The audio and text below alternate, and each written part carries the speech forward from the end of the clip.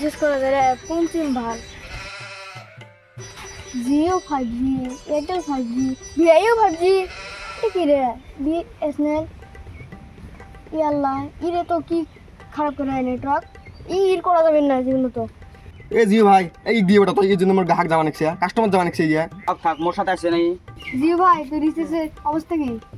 2GB data 5G আনলিমিট মাত্র 339 টাকা ভাই তো রিচার্জ করা যাবে না এয়ারটেল ভাই তোর অবস্থা কি ওই সেম আমনে জিও না হনে মতে নে তোমার অবস্থা হবে হয় হয় হয় 5G চলবে না 4G চলান বিএসএনএল ভাই তো রিচার্জের অবস্থা কি মোর রিসার্চের অবস্থা মোর রিসার্চের অবস্থা 2GB ডাটা 48 দিনের জন্য মাত্র 199 টাকা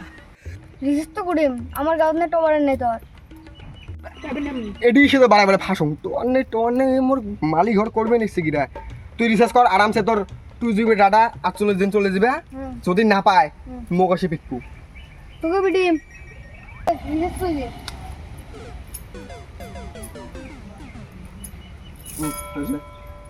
হ্যাঁ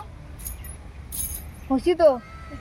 রিচার্জ তো করলু ঠেলাটা বজে গেল এলা না তো আর না ভাই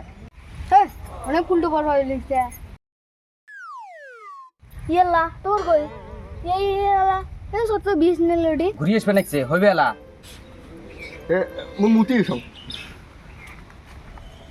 মালিক ঘর কি যে করবে না সে টোয়ার কিছু লাগা না আচ্ছেলা পালা এ এটার ভাই উই গুড়ি গিলা নাই সুসু করবে গেছে সু ঠেলা বস মোর জিও মালিক এটাই করলু হয় আনলিমিট পালু হয় কে ঠেলা বস দে ভাই রিচার্জটা করে দে দে এ মই ফালবার দিছি নিল না খাইজু নিল no, no, no, no.